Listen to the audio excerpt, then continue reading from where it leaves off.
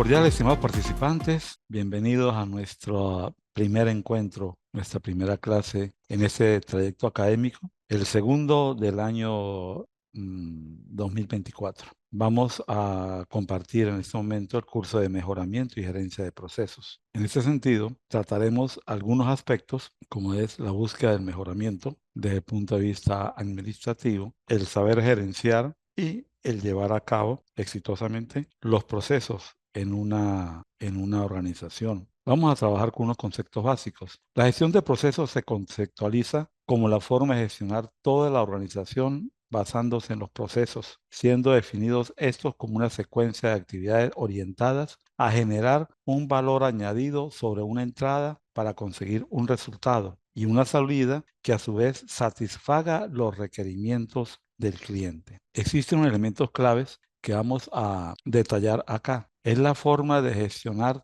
toda la organización. ¿Qué es gestionar? Es estar al tanto, es saber analizar, es saber comprender lo que es la organización en sí, lo que es una institución, una empresa, un ente en sí. Conocer elementos claves fundamentales como su misión, su visión, sus objetivos, comprender su clima organizacional, interiorizar su cultura y en base a qué, a los procesos que la misma realiza, entendiendo los procesos como una serie de actividades que van a generar un valor en relación a una entrada de insumos orientados a conseguir un resultado plasmado en una salida que va a satisfacer los requerimientos del cliente. La gestión de procesos es la llave para entender la organización como un sistema, superar las contradicciones interdepartamentales y eliminar los problemas de diseño estructural. Esto lo dice Chrysler en el 1998, Saratiege en el 99, Amosarrán también en el 99, una serie de autores que coinciden que lo cual la convierte en una herramienta poderosa por su capacidad de contribuir de forma sostenida a los resultados, siempre que la empresa diseñe y estructure sus procesos al pensar en sus clientes, como apuntan o como señalan varios de los autores mencionados anteriormente.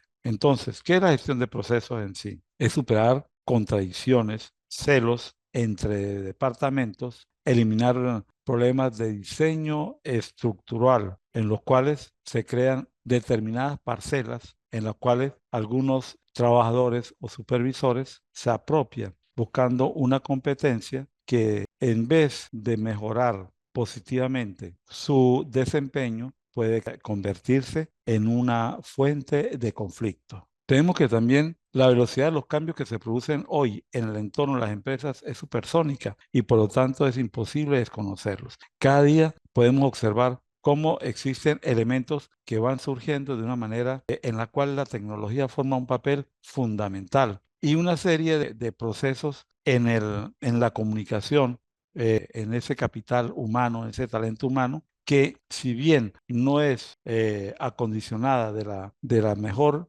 manera, puede generarse en una situación irregular. ¿Qué sucede? Que el desarrollo de mercados y de alta competitividad requiere de procesos que dominen la imaginación, la creatividad y los instrumentos técnicos para satisfacer las necesidades del mercado. En ese aspecto, vamos a comprender cómo el marketing se está volviendo cada vez más dinámico. Surgen alternativas para desarrollar más y mejor los procesos de publicidad, los procesos en la búsqueda de esa calidad del producto, sin los cuales pues las empresas no pueden quedarse estáticas, tienen que dinamizar su acontecer, su desarrollo. Asimismo, Drucker cree que la tarea del empresario es maximizar las oportunidades, determinando qué actividades deben realizarse, eficacia, garantizando que las actividades sean bien hechas,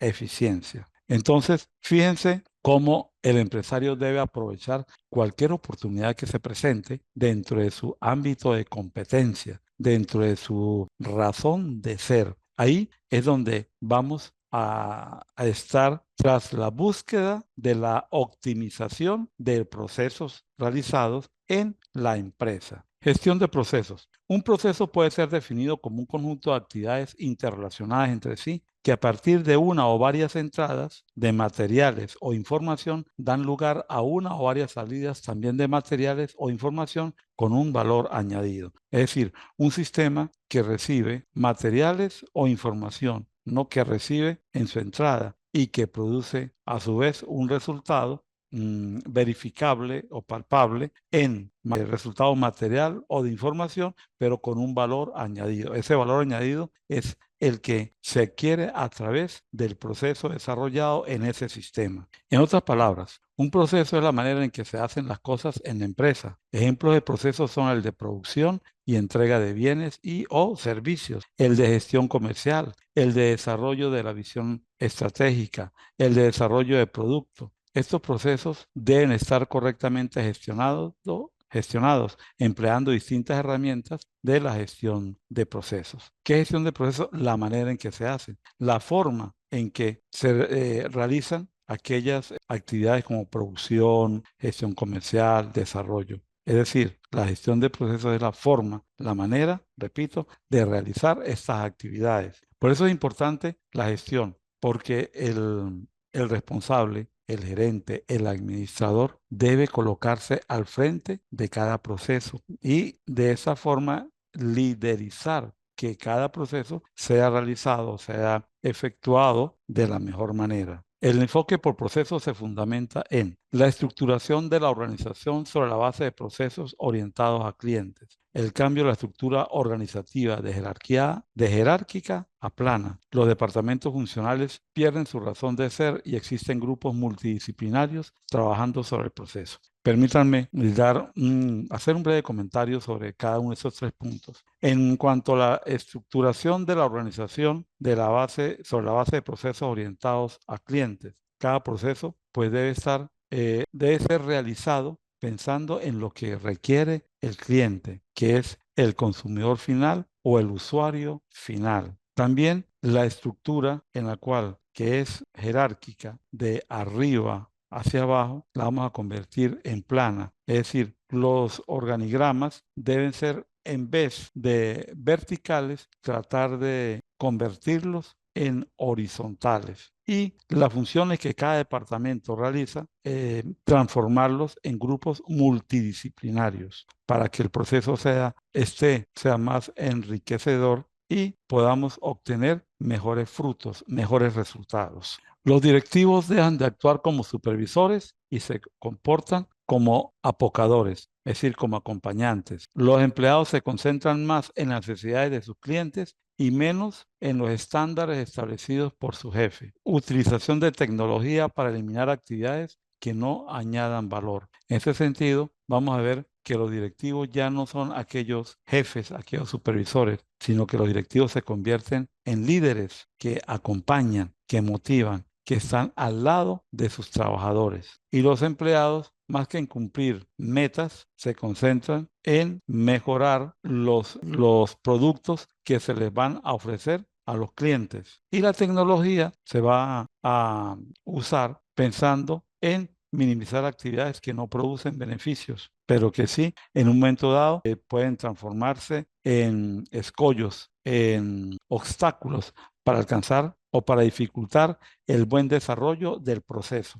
Entre las ventajas de este enfoque podemos encontrar los siguientes. Alinea los objetivos de la organización con las expectativas y necesidades de los clientes. Fíjense cómo la palabra cliente, que es la razón de ser de la empresa, o consumidor final, como lo queramos llamar, y de acuerdo a la producción de la empresa, aparece siempre. No vamos a pensar o a creer que las expectativas de la organización están primero que la necesidad del cliente. No, ahora vamos a pensar más en el cliente antes que en las expectativas de la empresa, de la organización. En segundo lugar, muestra cómo se crea valor en la organización. Es decir, en la medida en que vayamos realizando los procesos diversos, se va generando un valor desde el punto de vista cuantitativo y desde el punto de vista cualitativo. El cuantitativo es aquel que se va a referir al aspecto financiero, al aspecto económico, y el cualitativo al aspecto satisfactorio tanto de los trabajadores de la empresa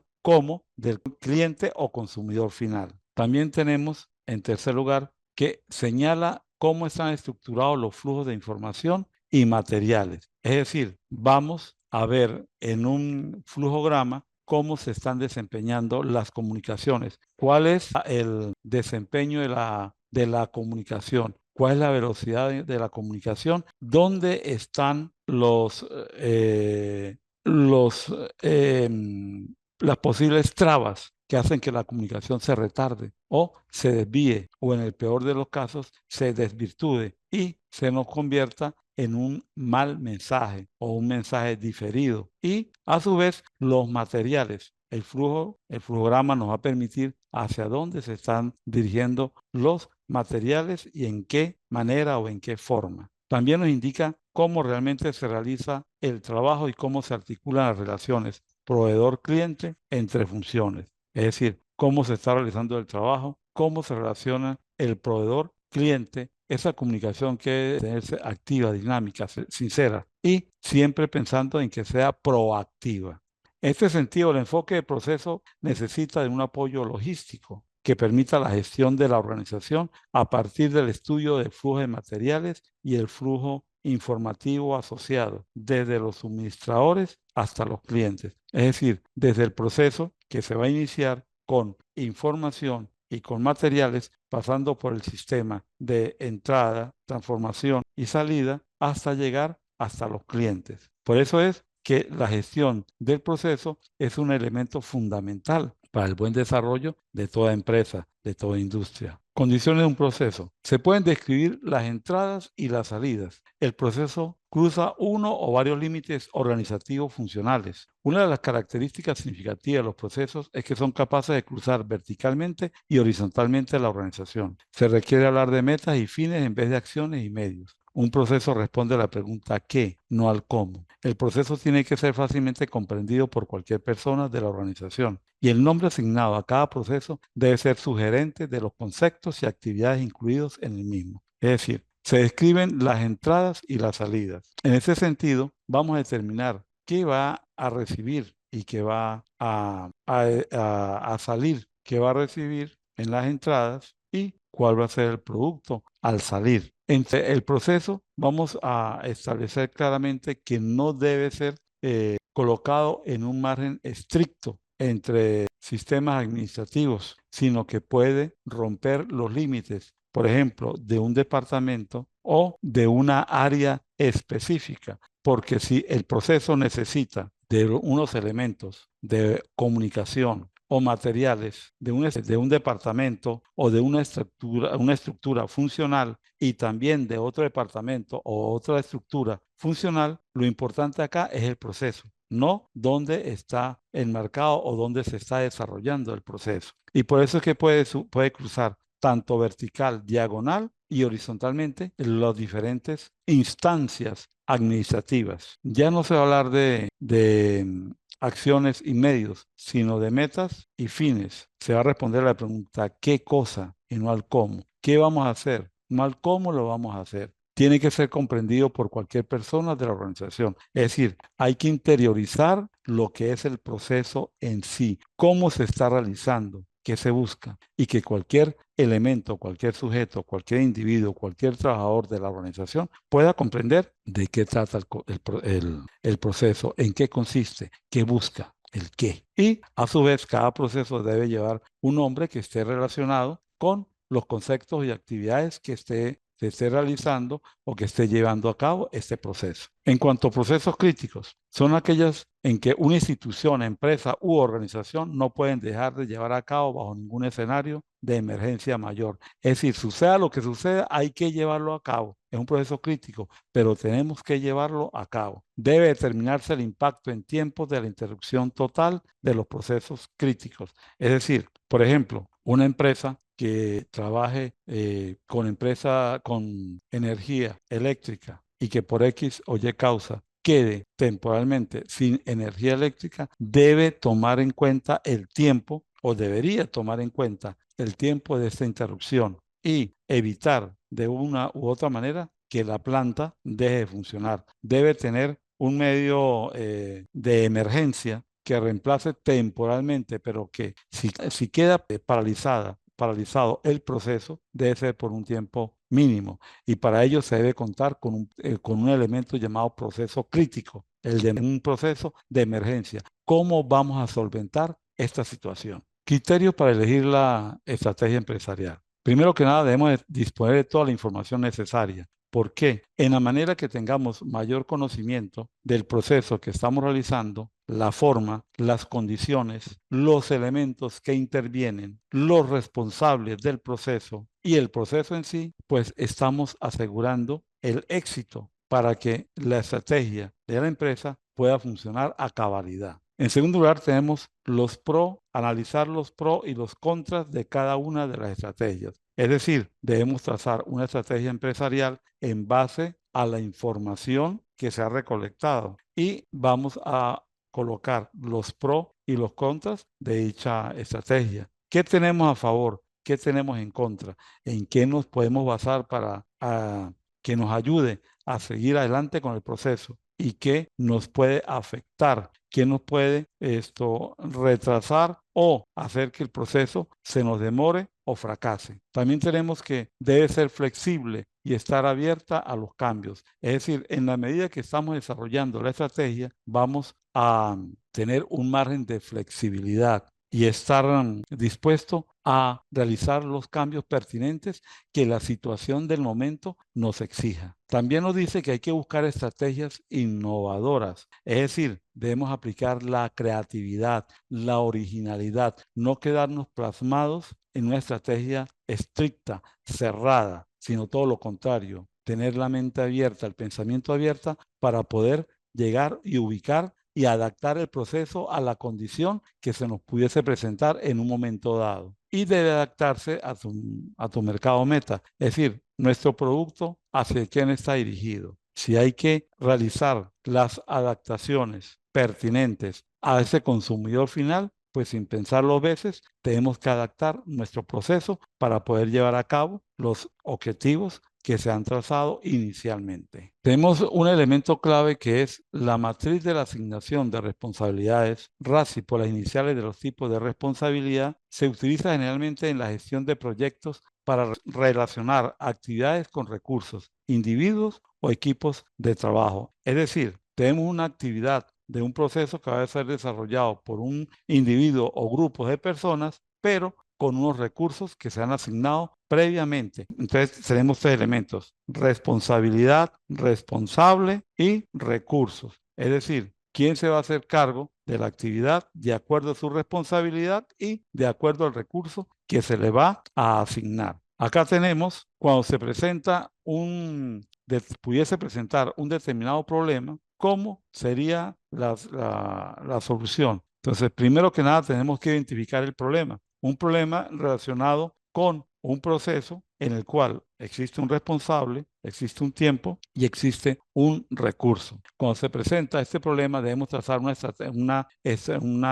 tomar una decisión estratégica. Y en ese sentido, lo primero que tenemos que hacer es identificar el problema. Una vez que lo tenemos identificado, vamos a analizarlo para, en base a ese análisis, generar soluciones potenciales o posibles soluciones. Luego tomaremos una decisión en base a un plan de acción que lo vamos a implementar, lo vamos a desarrollar para finalmente evaluarlo y una vez que lo hemos evaluado, poderlo comparar con el problema que ya fue inicialmente identificado y verificar, comprobar o corroborar que el problema ha sido solventado. En cuanto a la selección de estrategias de solución, tenemos el paso número 1, que es la identificación del problema, en el cual lo acabamos de ver en el gráfico, la lámina anterior. ¿Por qué hay que identificar el problema? Muchas veces se presentan circunstancias en las cuales pareciera que hubiera una serie de problemas que están interrelacionados, pero que a su vez forman parte de un problema macro o inicial.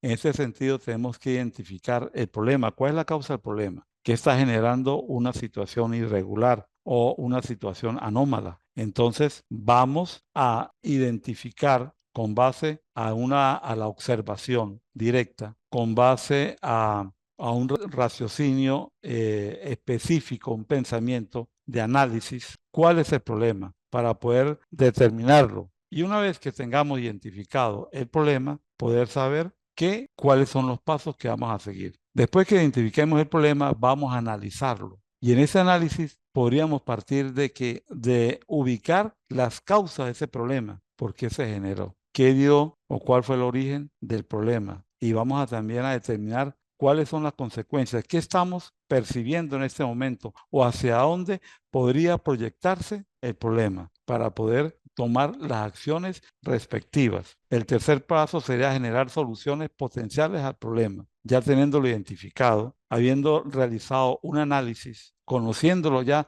desglosado, desmenuzado, vamos a generar las posibles soluciones. ¿Cuál va a ser la solución? Finalmente vamos a tomar las decisiones y en base a esas decisiones vamos a realizar un plan de acción que nos permita minimizar, controlar o neutralizar el referido problema. En cuanto a la asignación de responsabilidades, tenemos lo siguiente. Existen unos deberes que conllevan en sí unas metas con unos objetivos y tenemos esos deberes, esas metas y estos objetivos, si no se cumplen, generan una sanción. ¿Qué sucede con la asignación de responsabilidades? Que existen unas ventajas. Cuando asignamos responsabilidades tenemos una ventaja. Primero, le vamos a dar mayor autonomía a la persona, al individuo o al grupo responsable, que a su vez va a tener mayor creatividad, originalidad. Esto a su vez, con el cumplimiento de lo asignado, va a ocasionar una recompensa. Para ello vamos a tener también unos elementos basados en la eficacia, la eficiencia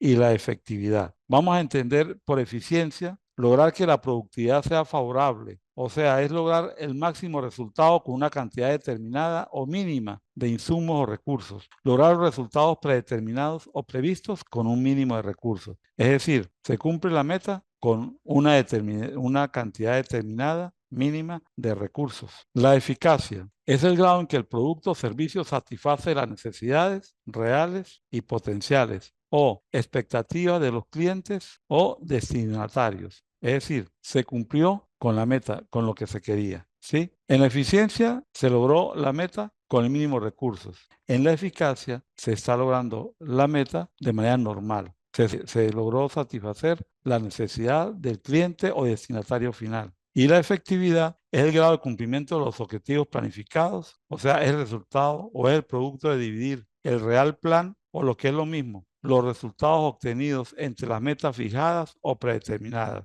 Es el grado de cumplimiento de la entrega del producto o servicio en la fecha y momento en que el cliente realmente lo necesita. Es efectivo cuando el cliente requiere de un producto y en el momento en que él lo está necesitando o lo requiere, se lo entregamos, se lo ofertamos. Finalmente, la adaptabilidad en la gestión empresarial permite a las organizaciones responder de manera efectiva a los cambios inesperados y aprovechar las oportunidades que estos presentan, similar a como un equipo deportivo ajusta su estrategia en el campo. Es decir, la gestión empresarial permite que la organización se adapte, acomode los cambios inesperados, aprovechando las oportunidades que esto se presenta. Estimados participantes, es todo por hoy. Les reitero mi disposición a trabajar con ustedes. Estoy a sus órdenes. Cualquier duda, cualquier inconveniente, nos comunicamos por la mensajería de texto. No duden en comunicarme o hacerme llegar cualquier duda, cualquier inconveniente. Estoy a sus órdenes. Saludos cordiales.